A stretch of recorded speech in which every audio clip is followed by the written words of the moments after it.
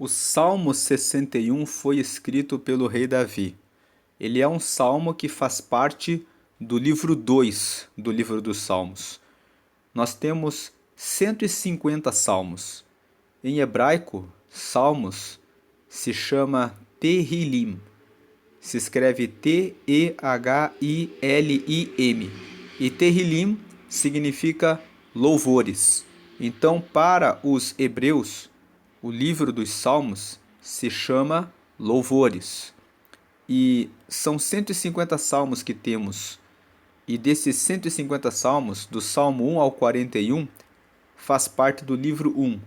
Todos os salmos foram escritos por Davi, do 1 até o 41. Nós estamos no livro 2, que vai do Salmo 42 até o Salmo 72. Já meditamos até o Salmo 60 e vimos que do Salmo 42 até o 49, os autores foram os filhos de Coré.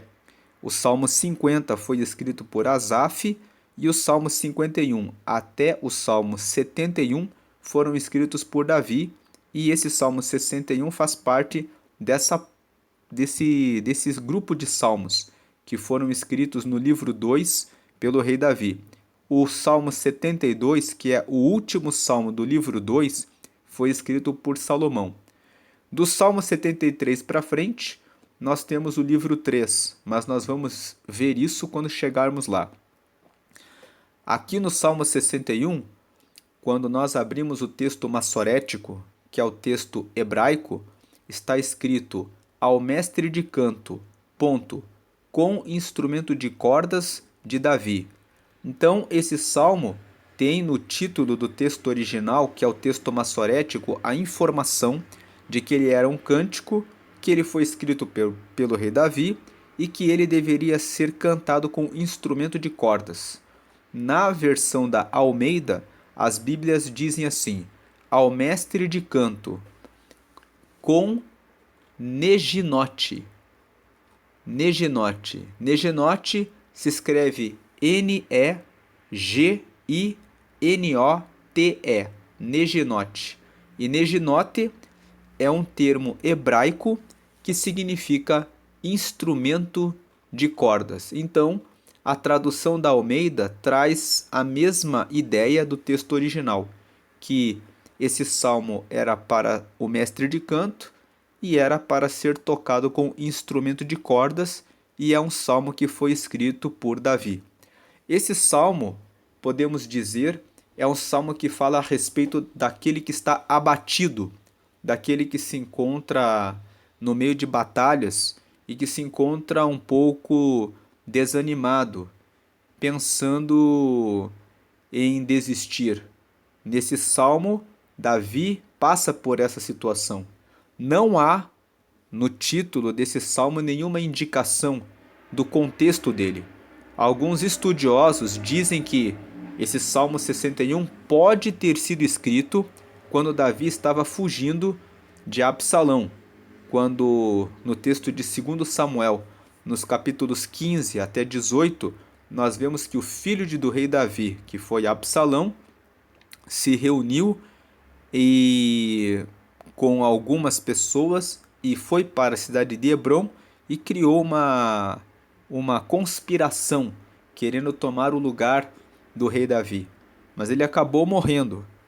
Não vou aprofundar esse texto aqui, porque tem um outro salmo em que está escrito que no título que ele foi escrito justamente nessa hipótese do rei Davi. Nós já meditamos nesse salmo nos vídeos anteriores. Este Salmo 61 é apenas uma hipótese. Não há uma certeza de que esse salmo foi escrito nesse contexto.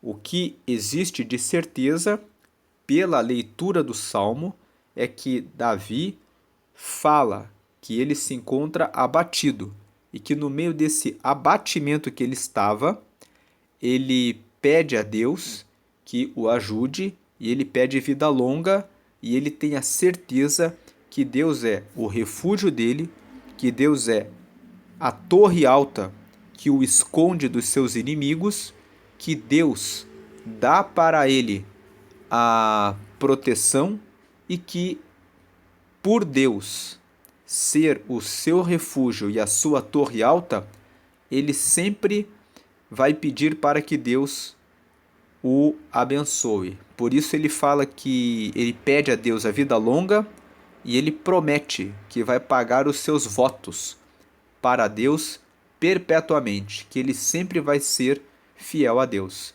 Então vamos ler aqui o Salmo 61. Ele está dividido em 3 partes. Na primeira parte, nós temos o versículo 1 e 2. Ele fala assim: ouve, ó Deus, o meu clamor, atende a minha oração. Versículo 2: desde o fim da terra clamo a ti, por estar abatido o meu coração. Leva-me para a rocha que é mais alta do que eu.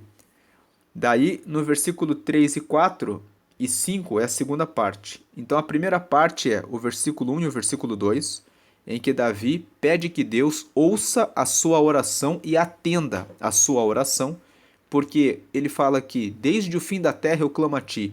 Ele está dizendo, desde o fim da terra, ele quer dizer assim, por mais longe, por mais triste que eu esteja, o fim da terra fala a respeito de um lugar longe de Deus. O que faz ele ficar longe de Deus é a situação emocional dele. Quando ele está bem abatido, bem mergulhado em depressão, em tristeza, então ele está dizendo isso. Desde o fim da terra clamo a ti. Por mais que eu esteja no fim da terra, longe do Senhor, de tão abatido que eu estou, por estar abatido no meu coração. Então eu clamo ao Senhor. E ele pede para que Deus o leve para a rocha que é mais alta do que ele. Essa é a primeira parte. A segunda parte, Davi mostra que ele tem confiança em Deus. É nessa segunda parte que ele fala, pois tem sido o meu refúgio e uma torre forte contra o inimigo. Tem umas versões que dizem uma torre alta. Então, o Senhor tem sido o meu refúgio e uma torre forte contra o inimigo.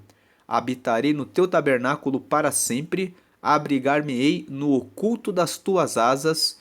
Aqui tem um selá. Selá é um termo hebraico que significa pausa. Significa que quando eles cantam esse salmo, quando chega aqui nesse trecho, eles fazem uma pausa na música. Muitas vezes essa pausa é para que quem está cantando esse salmo medite no que acabou de cantar. Então aqui seria como uma oportunidade daqueles que estão cantando esse salmo dizerem: se eu estiver abatido, eu vou clamar ao Senhor, porque o Senhor é o nosso refúgio e a nossa torre alta, e nós poderemos habitar no tabernáculo do Senhor para sempre e nos abrigarmos no oculto das asas do nosso Deus.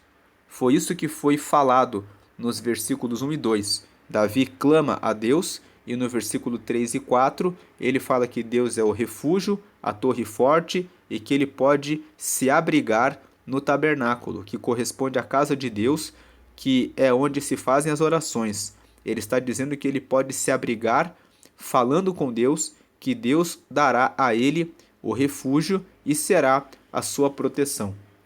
Então esse selá aqui pode ser, ele é a pausa e pode ser uma oportunidade para as pessoas que estavam lendo, cantando esse salmo, meditarem nisso, fazerem aquele momento de silêncio, aquele momento de guardar essa segurança e confiança em Deus. Mas, como nós estamos aqui meditando na estrutura do salmo, o selá está no versículo 4. Mas, estruturalmente, o versículo 1 e 2 formam a primeira parte, que Davi clama a Deus, e estruturalmente, os versículos 3, 4 e 5 formam a segunda parte, que é a parte em que Davi mostra a sua confiança em que Deus é o seu refúgio e a sua torre alta. Ele fala no 3 que o Senhor tem sido o refúgio e a torre alta contra o inimigo. No 4, que ele pode habitar no tabernáculo do Senhor para sempre, que ele pode se abrigar no oculto das suas asas.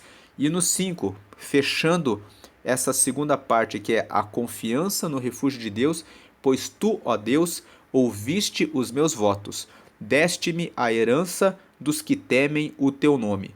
Ele está dizendo porque Deus ouviu os meus votos.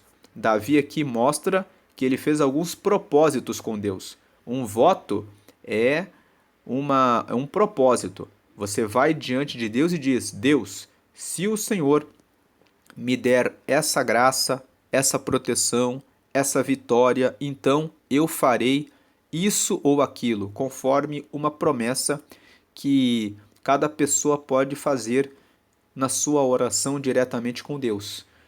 No versículo 5, nós vemos que Davi, ele nos dá a informação, aqui no versículo 5, que ele fazia alguns votos com Deus, alguns propósitos. E ele fala: pois tu, ó Deus, ouviste os meus votos. Então ele está dizendo que ele fez propósitos e ele recebeu a graça. Ele teve a resposta de Deus. Então ele diz: ouviste os meus votos, deste-me a herança dos que temem o teu nome. Quando ele fala que os deste-me a herança dos que temem o teu nome, quem teme a Deus tem uma herança. Qual é a herança de quem teme a Deus? Quem teme, temer, pode significar ter medo e pode significar ter autorrespeito. Aqui nesse texto, sempre que nós lemos na Bíblia, temer a Deus não significa ter medo de Deus. Na maioria das vezes, temer ao Senhor, temer a Deus, quer dizer ter autorrespeito a Ele. Então, Davi está dizendo: deste-me a herança dos que temem o teu nome. Ele está dizendo: deste-me a herança dos que têm autorrespeito pelo teu nome. Aqueles que temem a Deus, que têm autorrespeito por Deus, recebem a herança de que tudo o que eles pedem, Deus ouve. Mas a primeira herança, que é a mais importante, é que aqueles que têm autorrespeito e alta consideração e amor a Deus, eles têm o próprio Deus como a sua herança. Davi falou isso no Salmo 16. Ele falou que o Senhor é a porção da minha herança. Quando nós dizemos que o Senhor é a porção da nossa herança, a herança é aquilo que nós recebemos dos nossos pais. Quando nós dizemos que Deus é a nossa herança, nós estamos dizendo que nada nesse mundo, nada nessa terra nos importa. A nossa herança nessa terra, quando é o Senhor, significa que a nossa vida está totalmente no Senhor. E que nós recebemos como herança termos Deus como o nosso alicerce, como a nossa confiança, como o nosso refúgio. Então ele fala: deste-me a herança dos que temem o teu nome. Os que temem ao nome do Senhor têm como principal herança o terem Deus, que é a maior de todas as heranças. Então ele está dizendo: pois tu, ó Deus, ouviste os meus votos, deste-me a herança dos que temem o teu nome. O que Deus deu a Davi? O fato de o próprio Deus ser o refúgio dele e a torre alta dele. E isso é um grande privilégio, porque se Deus é a minha herança, então com a minha herança eu consigo ter paz, porque eu tenho o refúgio do próprio Deus. E eu consigo ter segurança, porque se Deus é a minha herança e Ele é a torre alta, a torre forte contra o meu inimigo, então eu não tenho motivos para ter medo de nenhuma situação e nem de nenhum dos meus inimigos, porque no fim eu tenho vitória, porque Deus é a minha herança.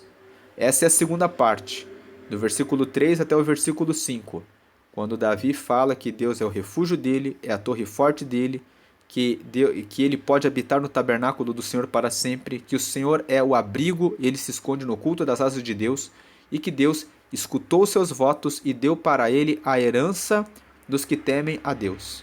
E a última parte do Salmo são os versículos 6 até o versículo 8, que Davi pede vida longa e ele pede que Deus abençoe o seu reinado. Ele fala assim: prolongarás os dias do rei, e os seus anos serão como muitas gerações. O que ele está dizendo aqui? Que o Senhor prolongaria os dias dele mesmo e da sua descendência. De fato, depois que o rei Davi morreu, o seu filho Salomão herdou o trono e depois de Salomão, quando o trono foi passado para Roboão, que era o neto de Davi, houve uma divisão de Israel. Ficaram 10 tribos do norte, 2 tribos do sul. Mas as tribos do sul, do reino de Judá, sempre foram governadas pelos descendentes do rei Davi. Então, essa palavra,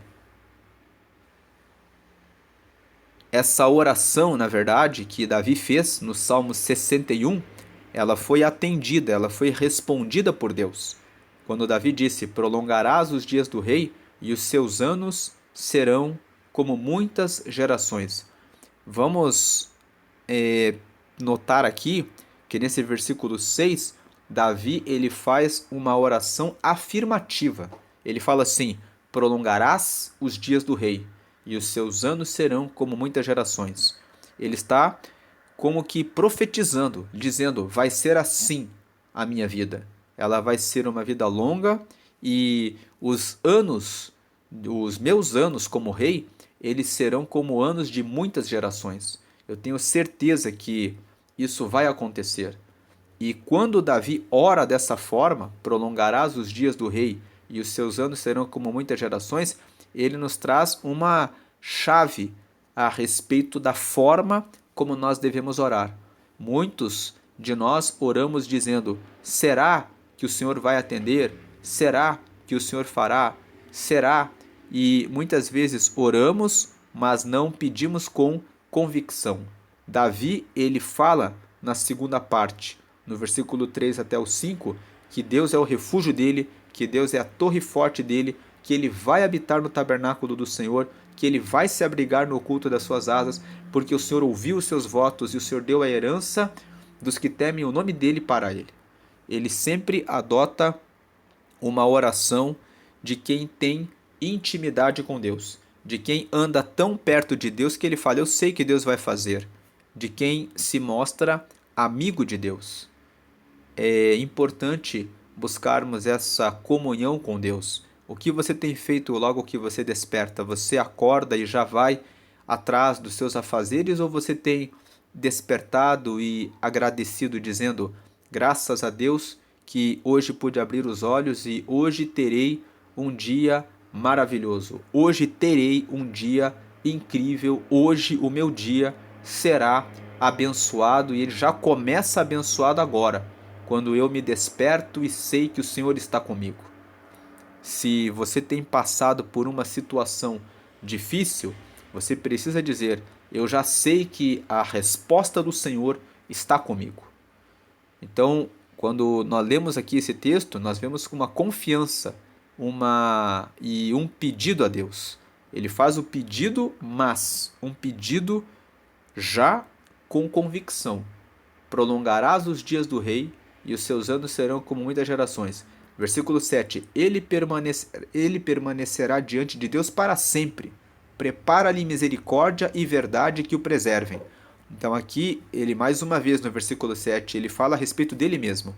Ele permanecerá diante de Deus para sempre. Davi está falando dele próprio, dizendo que ele, como rei, permanecerá diante de Deus para sempre.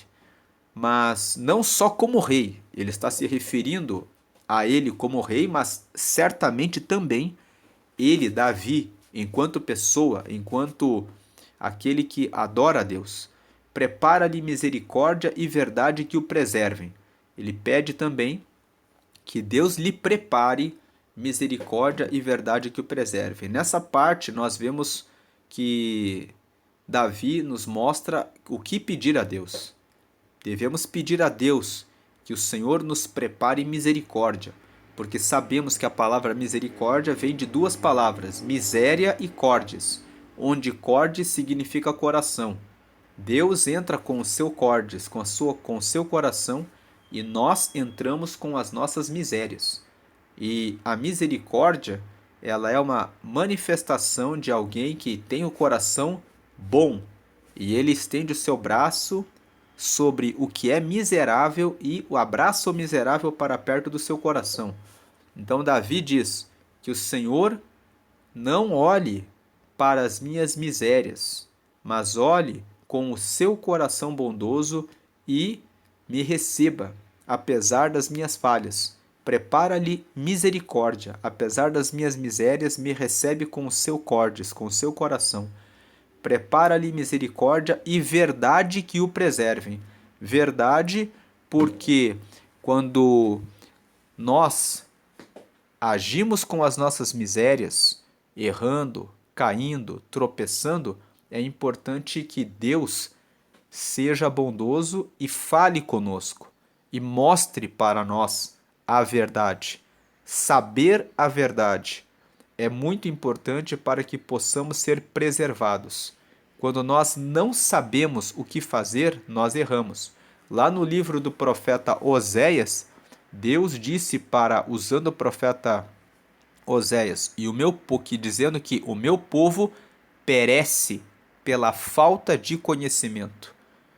Quando nós temos o conhecimento a respeito da verdade, nós podemos decidir pelo caminho da verdade e colher os resultados do caminho da verdade. Quando não conhecemos o caminho que devemos trilhar, tropeçamos. Por isso Davi pede: prepara-lhe misericórdia e verdade que o preservem. Ele está dizendo que o Senhor prepare oportunidade para que eu receba a instrução, o conhecimento, a informação do que é a verdade, para que eu possa ser preservado, para que eu não tropece. É por isso que o Salmo 1 fala que é muito importante meditar na palavra de dia e de noite. Porque quando nós meditamos na palavra, nós conhecemos a verdade, conhecemos o caminho que devemos andar. E Davi, quando está fazendo essa oração, ele fala: prepara-lhe misericórdia e verdade que o preservem. Ele reconhece: eu preciso que Deus tenha a sua bondade com o seu coração, com o seu cordes, e me receba, apesar das minhas misérias. E eu também preciso que ele me mostre qual é o caminho certo, o caminho da verdade, porque é esse conhecimento que vai fazer com que eu ande no caminho certo e seja preservado, ou seja, que eu não seja consumido pelo meu erro, pelo meu pecado, que eu não abuse daquilo que eu devo ou não devo fazer.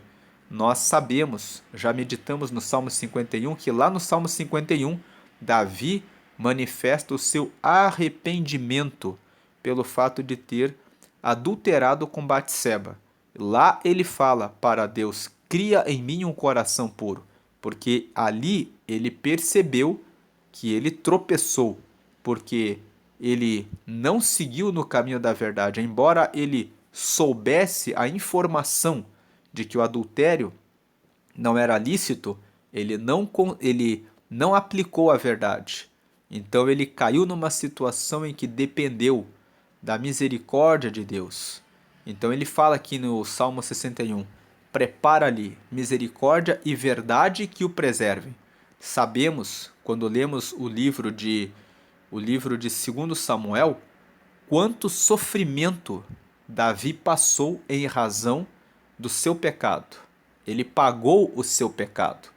Nós vemos que o filho que nasceu de Batseba morreu logo depois de um tempo de ter nascido. Davi jejuou pedindo que Deus não matasse aquele filho, mas aquele filho morreu. Isso tudo gerou um sofrimento para ele. Ele foi consumido pela morte de um filho que era fruto do pecado, porque ele desviou-se do caminho da verdade. Então aqui ele pede: prepara-lhe misericórdia e verdade que o preservem. Muitas vezes a misericórdia de Deus está ali para perdoar, mas a justiça de Deus fez com que Deus cobrasse de Davi por aquele menino. E aí no versículo 8 ele fala: assim, ou seja, recebendo a misericórdia de Deus e a verdade que me preserve, assim, estando com Deus, eu cantarei salmos ao teu nome perpetuamente. Porque assim, estando com longos dias diante de Deus, que é o que o versículo 6 fala, permanecendo diante de Deus para sempre, recebendo misericórdia e verdade todos os dias, dessa forma eu estarei apto, estarei na direção, na presença de Deus, para poder cantar salmos ao teu nome perpetuamente, para pagar os meus votos de dia em dia. Eu vou poder estar na presença de Deus e vou poder fazer os meus votos, que ele falou aqui no versículo 5, pois ouviste os meus votos, e vou poder prosseguir de dia em dia no caminho do Senhor. Essa é a meditação do Salmo 61, é, portanto, um salmo que é tocado com um instrumento de cordas, é um salmo que não tem a indicação do contexto, mas apenas a informação de Davi. Alguns estudiosos presumem que foi escrito quando Davi estava fugindo de Absalão, mas isso não é certo porque não tem esse título e foi Davi que escreveu o salmo e ele não colocou isso no título, não existe nenhuma informação de que tenha sido esse o contexto, e mostra que no meio do abatimento, Davi confia que Deus é o seu refúgio e a sua torre alta. No meio da aflição e da angústia, nós devemos clamar a Deus com a certeza de que o Senhor está conosco. Devemos pedir a Ele a vida longa, lembrando que Provérbios, no capítulo 3, nos fala a respeito do favor do Senhor. E lá no versículo 16, Provérbios, capítulo 3, versículo 16, está escrito que quando nós andamos com o Senhor e temos o favor dele, na mão direita recebemos vida longa e na mão esquerda nós recebemos riquezas e honra. Então, quando ele fala aqui a respeito de longevidade, no versículo 6, prolongarás os dias do rei e os seus anos serão como muitas gerações, ele está invocando o favor do Senhor. O favor do Senhor é uma dimensão onde Deus derrama o seu braço e a sua proteção especial sobre aquele que invoca ao Senhor. O favor do Senhor é uma dimensão de bênçãos especial. E Davi invoca isso dizendo que o Senhor me dê vida longa e vida longa que aconteça por muitas gerações. Ele realmente está pedindo o favor de Deus sobre a vida dele. E ele pede que o Senhor tenha sobre ele misericórdia, mostre o caminho para que ele não erre, para que ele possa cantar salmos ao Senhor perpetuamente, para que ele possa pagar os seus votos de dia em dia. Nesse último versículo 8, que nós possamos pedir isso que Davi pediu a Deus, para nós podermos cantar salmos ao nome do Senhor perpetuamente até a eternidade, até chegarmos no céu e estarmos com Ele para sempre. Essa é a meditação do Salmo 61. Hoje é o dia 30 de setembro e nós aqui no canal sempre incentivamos a leitura do livro de Provérbios, porque Provérbios é um livro que foi escrito para trazer conhecimento, sabedoria, instrução, conselho, discernimento e prudência sobre todas as situações da vida. Quem lê Provérbios durante 2 anos, todos os meses, toma decisões mais sábias e acerta grande parte da sua vida. E quem estuda e aplica o livro de Provérbios durante 5 anos, com certeza prospera em todas as áreas da sua vida.